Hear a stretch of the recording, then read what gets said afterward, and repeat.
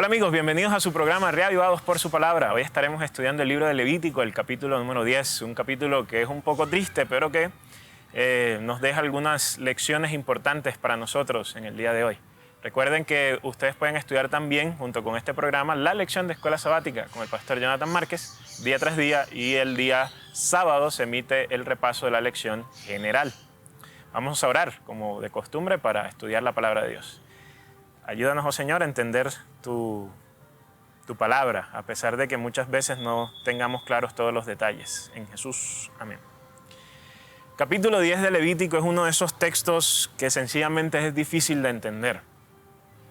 Nosotros necesitamos comprender que muchas veces cuando llegamos a las Escrituras vamos a tener pasajes que son un poco más claros, que sencillamente son fáciles de entender, que nos explican y nos encajan dentro de la historia de la redención que nos narra las Escrituras, pero hay otros pasajes que son difíciles y que por más que muchas veces intentemos de una u otra forma tratar de explicarlos, siempre van a quedar dudas, siempre van a existir preguntas, y el capítulo 10 de Levítico es uno de esos capítulos. Hay que sencillamente reconocer que no tenemos todas las respuestas, y eso no está mal. A pesar de que toda la Escritura es útil, a pesar de que toda la Escritura tiene un propósito, hay porciones que sencillamente son difíciles y no nos afecta absolutamente en nada reconocerlo. Los teólogos a veces refieren a esto como esas zonas grises de la Escritura donde no tenemos mucha luz. Un buen colega de acá nos dice que él le llama esto ciertas cosas que ponemos en la nevera mental, para que estén allí enfriándose y que sencillamente en algún momento donde pudiese haber más luz, bueno, en ese instante se dará la posibilidad de entender mejor. ¿Por qué estamos haciendo esta introducción? El texto comienza diciendo que Nadab y Abiú, que eran dos de los hijos de Aarón, o sea que habían sido consagrados como sacerdotes justamente en el capítulo 9, dice el texto que tomaron sus respectivos incensarios y después de poner fuego en ellos y echar incienso sobre él, ofrecieron delante del Señor fuego extraño, que él no les había ordenado. Y de la presencia del Señor salió fuego, que los consumió y murieron delante del Señor. Entonces aquí el problema está en que Nadab y Abiú, dice el texto, utilizan un fuego. El texto habla de un fuego extraño, de un fuego no permitido, para ser quizás un poco más precisos de acuerdo al texto hebreo. Y este fuego que no se había permitido, no era permitido, estaba porque pues Dios no había ordenado que se usara este tipo de fuego en su servicio. Recordemos que en el santuario, el altar del holocausto, el fuego que consume el primer sacrificio, lo acabamos de ver en el capítulo 9, sale de la presencia del Señor. Y era ese fuego el que debía utilizarse dentro de los servicios del santuario. Aquí vemos un fuego que sencillamente no sabemos qué pasó, pero el fuego no fue el fuego que Dios había ordenado. Y por esta razón dice que pues Nadab y Abiú mueren delante del Señor siendo castigados por su presencia. Este pasaje nos hace recordar mucho al episodio de Usa, cuando el arca del pacto se iba a caer, la estaban transportando y él con sus manos, para evitar que el arca se cayera, la toca, pero como él no era el levita, él no podía tocar todos los utensilios del santuario, también él termina cayendo muerto por acción de Dios. Este tipo de pasajes son aquellos donde usualmente decimos, es que en el Antiguo Testamento había un Dios y en el Nuevo Testamento había otro Dios, ¿no? Y eso es una herejía, de hecho, en la historia del cristianismo, promovida por un famoso, podríamos llamarle por un famoso autor, escritor, aunque en realidad sus enseñanzas no nos alcanzan al día de hoy de forma escrita, llamado Marción.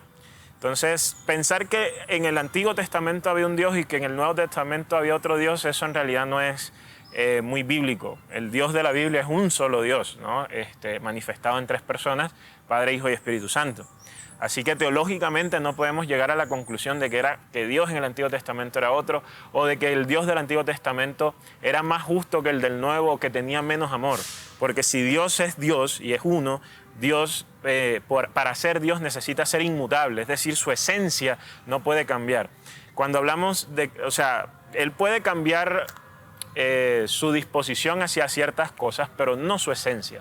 Y cuando hablo de cambiar su disposición, hablo de hacer concesiones, como lo que hizo Dios con Adán y Eva, que él, a pesar de que dijo que ellos iban a morir, sufren una muerte espiritual y luego van a sufrir una muerte física, pero les da la concesión de que la muerte física sea un poco después. Entonces, no podemos caer en este error teológico de pensar que el Dios del Antiguo Testamento es diferente al del Nuevo, que es menos justo. Ahora, nosotros primero no sabemos exactamente qué fue lo que Nadab y Abiú hicieron, además de que se menciona que utilizaron fuego extraño. Pero no tenemos los detalles. De hecho, el texto es supremamente corto, no ahonda en la razón por la cual el fuego que ellos utilizaron manifestaba tanto repudio por parte de Dios. Entonces, ¿qué podemos hacer nosotros ante este texto? Nosotros podemos dar unas directrices teológicas que, si bien no nos aterrizan a una interpretación definida, nos ayudan a entender un poco mejor el pasaje. Y una de esas directrices teológicas de las cuales podríamos hablar está en el hecho de que Dios, en que el santuario, ¿no? hemos dicho, lo hemos estado repitiendo durante todos los capítulos de Levítico, era el remedio temporal, ¿no? El remedio temporal que Dios había designado para restaurar la relación entre Dios y el hombre. Por lo tanto, el santuario no era... tenía que ver con ritos, tenía que ver con sacrificios, pero el punto teológico central del santuario era acerca de Dios, y era acerca de su presencia, era acerca de su gracia, era acerca de su poder. O sea, el santuario y todo lo que todas las instrucciones que le rodean tienen como propósito manifestar a Dios y manifestar sobre todo su santidad, que hemos dicho que la santidad de Dios es que Él pertenece a una esfera diferente, que Él está en un plano diferente, que Él no pertenece a las cosas de uso cotidiano, sino que hay algo específico que tiene que ver con Dios. Entonces, en el capítulo de Levítico, el capítulo 10, Nadab y Abiú atentan contra la santidad de Dios y atentan contra la imagen de Dios que se revelaba en el santuario. ¿Por qué? Porque no estaban utilizando, no estaban siguiendo las instrucciones que Dios había dicho sobre cómo ellos debían acercarse a Él. Entonces, como se desviaron de esas instrucciones, el castigo es un poco severo. Esto no quiere decir que cada vez que nosotros nos desviamos de las instrucciones de Dios, entonces va a salir un fuego y nos va a consumir, o como si Dios estuviera arriba esperando con un trueno para mandarlo sobre todo aquellos que nos equivocamos. Lo que el texto nos está diciendo, en este caso en particular, es que estaba en juego algo muy serio. Hay un autor adventista que comenta sobre este pasaje, Roy Game, profesor de Antiguo Testamento en Andrews University, y él menciona que el santuario es como si fuese o al menos la presencia de Dios es como si fuese un reactor nuclear, que si no nosotros entendemos o hemos escuchado de la tragedia de Chernóbil, y todo se produce porque hubo un problema en la pared que refugia al centro nuclear, ¿no? Al reactor nuclear. Entonces, cuando esa pared se rompe, pues la radiación emerge y empieza a contaminar todo lo que está a su paso y sobre todo empieza a afectarlo, ¿no? Empieza a deteriorarlo, a dañarlo. Entonces, la presencia de Dios es como si fuese un reactor nuclear, pero no en el sentido de que sea mala, sino de que si no tenemos las medidas propicias y adecuadas para acercarnos a ella, nos puede terminar fulminando. Entonces, Dios había dado unas instrucciones bien específicas sobre lo que debía acontecer y cómo debían los sacerdotes acercarse a Él. Y ellos violaron, Nadab y Abiú violaron estas reglas. No sabemos si intencional o sin intención, porque el texto no habla de la intención de Nadab y Abiú. Lo que sabemos es que violan estas instrucciones específicas y, por lo tanto, la reacción de un cuerpo santo ante lo profano y ante lo impuro es consumirlo. Entonces, esto es una directriz que, sigo insistiendo, no vamos a tener todas las respuestas y hay que aprender a vivir sin todas las respuestas, pero aquí tenemos esta directriz teológica que nos permite entender un poco de qué está ocurriendo. Una frase que se hizo muy popular con las películas del famoso superhéroe Hombre Araña, Spider-Man, es que con un gran poder viene también una gran responsabilidad. Y los hijos de Aarón no eran cualquier persona en el pueblo de Israel. Ellos estaban, después de Moisés venía Aarón y después de Aarón venían ellos. Esto nos da a entender un poco de que quizás el castigo de Dios fue severo con ellos, pero fue porque el castigo era proporcional también al nivel de luz y a la responsabilidad que ellos tenían como sacerdotes. Ellos conocían las instrucciones del santuario, habían sido instruidos, habían sido consagrados y de hecho habían participado en los primeros ritos del santuario. O sea, lo que estaba en juego era la presencia de Dios en medio del pueblo, porque si el rito salía mal, si al Nadab y Abiú ofrecer fuego extraño, esto hacía que el ritual de consagración del santuario se dañase, esto significaba que la presencia de Dios se iba a retirar de en medio del pueblo y las relaciones que antes se estaban tratando de restaurar ahora se iban a romper. Entonces, para preservar la presencia de Dios en medio del pueblo, para preservar la pureza del santuario, para preservar la posibilidad de que la relación con la humanidad se mantuviese o se empezase a reparar como era el plan original, una ofensa a la santidad de Dios tenía que tener una respuesta que encontrase en igual medida esto, ¿no? Alguien puede decir, bueno, ¿dónde está la gracia? ¿Por qué Dios no les dio una segunda oportunidad? ¿Acaso Dios no podía haberles llamado la atención y si la segunda vez lo hacían, entonces, como digo, estos son el tipo de preguntas que permanecen en este tipo de pasajes, pero aún así podemos tener la confianza y la seguridad de que nuestro Dios no es un Dios que se deleite en castigar. Seguramente Dios sufrió cuando tuvo que castigar a Nadab y Abiú. Lo importante es saber y entender que si Él lo hizo, a pesar de que no podamos entender todos los detalles, lo hizo pensando en un bien mayor, que era el poder preservar su presencia para el pueblo de Israel. Como digo, este tema es un tema que pudiésemos seguir conversando muchísimo, pero que tendríamos más preguntas que respuestas. Hay otra parte de este capítulo que a veces nos llama la atención, y es que Dios le dice a Aarón que Aarón no podía hacer una expresión de duelo por sus hijos. Y podríamos pensar, ¿qué Dios tan cruel? Un Dios que no solo castiga a los hijos de Aarón, sino que ahora también le prohíbe a Aarón que él haga duelo por sus hijos. ¿Qué tipo de Dios es este? ¿Es un Dios acaso que no comprende la salud mental de Aarón? Y si bien es cierto que nuevamente tendremos muchas preguntas, una de las razones por las cuales Dios le dice esto a Aarón es lo siguiente. Resulta y pasa que el santuario, la presencia de Dios está asociada con la vida. Y todo lo que no es vida es muerte. Es como si existiese un binomio. Yo sé que para nosotros puede ser difícil de entender esto.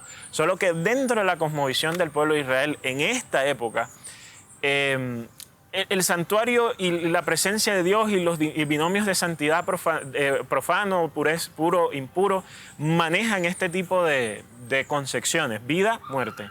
Y como Aarón era un sacerdote que había sido consagrado a Dios, Aarón no era una persona que pertenecía al diario vivir de los demás, del diario vivir de las personas. Su vida era una vida diferente, su vida era una vida que le pertenecía a Dios y que sus actos estaban directamente en la misma esfera donde estaba Dios, que era la esfera de la santidad. Por lo tanto, como Aarón pertenecía a la esfera de la vida, él no podía manifestar nada por la muerte. De hecho, esa era la razón por la cual el sumo sacerdote, no podía ir y tener contacto con los muertos porque se iba a contaminar y de esa forma se iba a impedir que él representara al pueblo ante Dios, porque la impureza no puede tener acceso a la santidad divina. Entonces, para mantener esta línea de vida y muerte, Aarón no podía expresar duelo por sus hijos porque eso simbolizaba participar del dominio de la muerte y por lo tanto él se iba a ver inhabilitado para poder tener acceso a Dios en el santuario. Por esta razón es que surge esto. Si bien es cierto que desde el punto de vista psicológico, desde el punto de vista moderno, esto no tiene sentido, al menos dentro de los valores que operaban cuando Dios estaba hablando con el pueblo israelita, quizás no era entendido, pero al menos tenía una lógica detrás de. De hecho, Aarón probablemente estaba triste y él no entendía por qué Dios le estaba diciendo lo que le estaba diciendo. Pero aún así, Aarón entendía la importancia de obedecer, aun si muchas veces no tenía todas las respuestas. Hacia el final del capítulo, hay una porción donde Moisés se enoja con Aarón y los hijos porque ellos no han consumido la carne del holocausto. La razón detrás de esto es que cuando el sacerdote comía la carne del holocausto, él era parte del proceso que Dios tenía para liberar o para expiar del mal a todos los que ofrecían un sacrificio en el santuario. Entonces, de la misma forma en que Dios asumía el costo y tomaba sobre sí la impureza del pecador, el sacerdote como su representante también participaba de lo mismo. Esto se traduce en 3 lecciones prácticas para el día de hoy. Lo primero, Dios nos ha dejado unas instrucciones claras sobre ciertos temas. Hay cosas que son grises, pero hay cosas que están las cosas bien claras. Sobre eso que hay una claridad sobre el tema. No seamos como Nadab y Abiú, que trataron de desobedecer a Dios y comprometer la santidad del pueblo de Dios y de Dios mismo en medio del pueblo de Israel. Obedezcamos a Dios, aun si muchas veces no entendamos todo lo que está detrás de. porque a veces es mejor confiar que entender. Esto no quiere decir que seamos antirracionales o que la razón no tiene lugar en la vida cristiana. No, no estoy diciendo eso. Estoy diciendo que nosotros debiéramos tratar de comprender todo lo que podamos, pero que aún así la razón va a tener unos límites y hay momentos donde no vamos a entender, pero sí podemos confiar. La segunda lección que tenemos para el día de hoy, que es la lección de Aarón y el compromiso con la muerte, es esto quizás nos pueda arrojar algunas dudas sobre el carácter de Dios, pero esto siempre debe leerse a la luz de todo el cuadro bíblico y de todo ese cuadro de amor que nos presenta ahí el texto. Y en ese cuadro de amor, el Dios de amor también es un Dios de justicia y también es un Dios compasivo. Entonces, no juzguemos a Dios solo por lo que está pasando en el capítulo 10 de Levítico, sino que integremos eso a lo largo de toda la perspectiva canónica sobre el amor divino. Y por último, así como Aarón y sus hijos participaban del proceso de llevar las cargas de los demás, nosotros también, de acuerdo a lo que nos dice el apóstol Pablo en la epístola a los Gálatas, también podemos involucrarnos en ayudarle a los demás a llevar sus cargas. Esto no quiere decir que debamos crear dependencia o que debamos asumir muchas veces las cargas emocionales de los demás sobre nosotros y que ellos, como una excusa para que ellos no confronten su realidad. Simplemente quiere decir que nosotros debiésemos apuntar a ser colaboradores de los demás en aquellas cosas que puedan necesitar. Que tengas un buen día. Que el Señor te bendiga.